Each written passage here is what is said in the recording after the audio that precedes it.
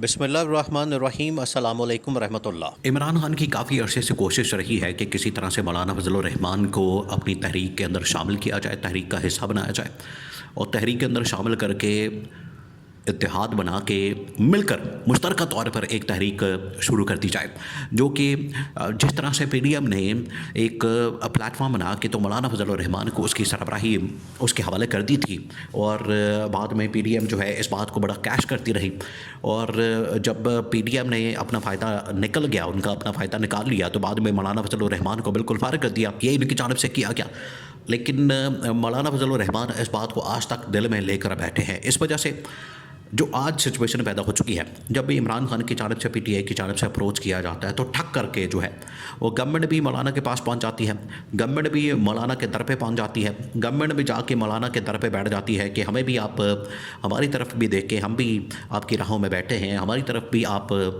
थोड़ा सा दस्ते शफ़क़त रखें। तो मौलाना की जानिब से उनको इनकार कर दिया जाता है, मौलाना की जानिब से उनको साफ़ इनकार कर दिया जाता है और बता दिया जाता है कि अब मैं मज़ीद आपके साथ नहीं चल सकता और जो मेरी कमिटमेंट इस वक्त पीटीआई और इमरान खान के साथ हो चुकी है मैं उसके ऊपर कायम रहूँगा। अब कमिटमेंट्स क्या हुई हैं और मौलाना की जानिब से ये जो इस वक्त ऐलान जंग किया गया है, देखिए मौलाना ने एक इंटरव्यू के अंदर जिस किस्म की तहलका खेज़ किस्म की बातें की हैं, उससे ज़ाहिर होता है कि मौलाना इस हुकूमत के साथ चलने के लिए तैयार नहीं है और मौलाना को इस बात का पता चल चुका है, मौलाना को इस बात का अंदाज़ा हो गया है कि इस गवर्नमेंट के साथ चलना ऐसा ही है कि आपने अपनी सियासी कब्र खोद ली है, सियासी कब्र खोद ली है, क्योंकि इनके साथ चलना फिर आपको ना अवाम वोट देंगे, ना अवाम आपको सपोर्ट करेंगे, ना अवाम की तायद और अवाम की जो इस वक्त वोट है, सपोर्ट है, वो आपको हासिल होगी। तो मौलाना को भी इस बात का एहसास हो गया, मौलाना को भी इस बात की समझ आ गई है और ये देखें, ये तो वैसे भी ट्रैक रिकॉर्ड इस वक्त साबित करता है कि जो शख्स भी इमरान खान के साथ जोड़ा है वो आखिरकार मशहूर हो गया, वो मकबूल हो गया और उसकी पॉपुलैरिटी के अंदर इजाफा हो गया।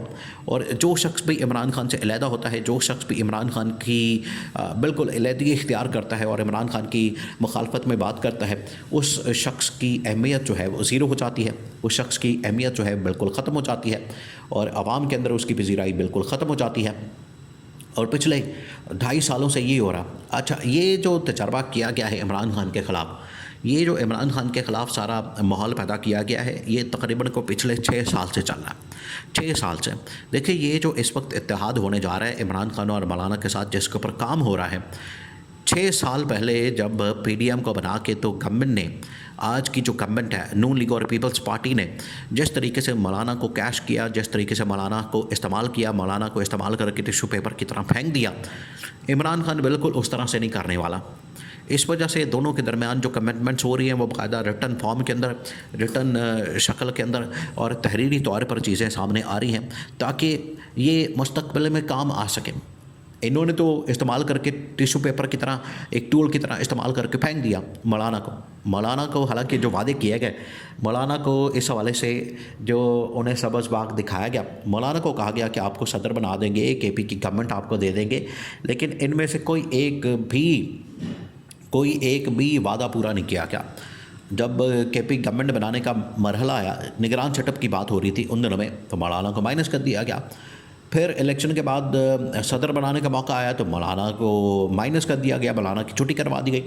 फिर जब केपी की गवर्नरशिप देने का मामला आया तो मौलाना को माइनस कर दिया गया, फारिग कर दिया गया। फिर जब बलूचिस्तान की गवर्नमेंट का मामला आया तो वहाँ भी मौलाना को बिल्कुल माइनस कर दिया गया, हालांकि वहाँ तो मौलाना की मेजॉरिटी थी। तो ये वो तमाम चीज़ें हैं जिसकी वजह से मौलाना आज हुकूमत के ख़िलाफ़ ऐलान जंग कर रहे हैं। अब हुकूमत के ख़िलाफ़ जो ऐलान जंग किया गया है उसमें मौलाना फजल रहमान और इमरान खान की जो सोच है वो तकरीबन एक है, वो कॉमन है, उसमें फ़र्क नहीं है, उसमें 19-20 का फ़र्क है, 19-20 का। मौलाना फजल रहमान की जानिब से कहा जा रहा है कि एक तो ये जाली हुकूमत है, जाली पार्लियामेंट है, जाली निज़ाम है और इस निज़ाम को, हुकूमत को, पार्लियामेंट को हम नहीं मानते और ना ही इसे वज़ीर-ए-आज़म को मानते हैं। ये तो मौलाना की जानिब से कहा जा रहा है। दूसरा, अब मौलाना फजल रहमान ये बात कर रहे हैं कि हमने तहरीक चलानी है। अब यही बातें जो है इमरान खान की जानिब से की जाती हैं। इमरान खान ये कहता है कि एक तो ये जाली निज़ाम है, जाली पार्लियामेंट है और जाली वज़ीर-ए-आज़म है, देखा वही बातें। और फिर इमरान खान कहता है कि तहरीक के ज़रिए से हमने इसको घर भेजना है। फिर दोनों बात करते हैं पुरअमन अंदाज से, दोनों की जानिब से बात की जाती है। हम पीसफुली आइन और कानून की हदूद के अंदर रहते हुए हमने इस हुकूमत को घर भेजना है, इस हुकूमत की छुट्टी करानी है और मज़ीद इस हुकूमत को बर्दाश्त करना, इसका मतलब है कि आप भी मुजरिम हैं। आपने रोका क्यों नहीं? अगर ये तबाही और बर्बादी फैला रहे थे, आपने इनका रास्ता क्यों नहीं रोका? आपने इनके रास्ते में रुकावट क्यों नहीं डाली और इनको रोका क्यों नहीं? ये उनकी जानिब से कहा जाता है।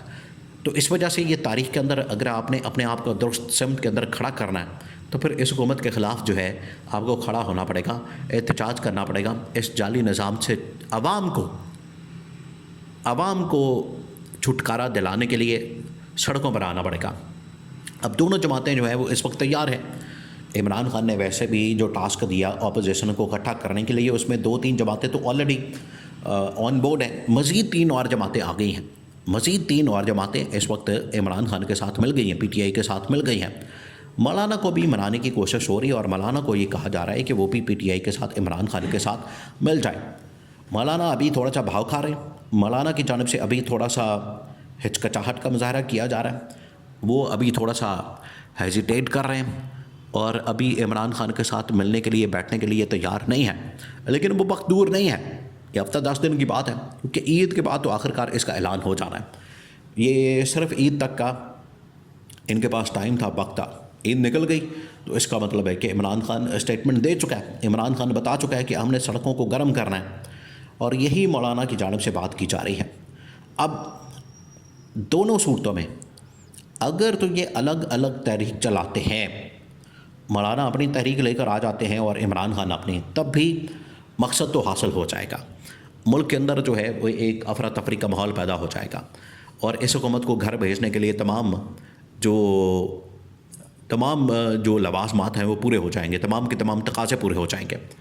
और अगर ये इकट्ठे हो जाते हैं, अगर ये एक प्लेटफॉर्म के ऊपर आ जाते हैं, एक कंटेनर के ऊपर चढ़ जाते हैं, तो इसमें कोई शक नहीं कि फिर ये महीनों और दिनों का काम जो है घंटों के अंदर हो जाएगा। घंटों के अंदर इस हुकूमत को फिर घर भेज दिया जाएगा। ये लाहौर के अंदर इकट्ठे होकर निकले बाहर एहतजाज के लिए, प्रोटेस्ट के लिए, धरने और लॉन्ग मार्च के लिए।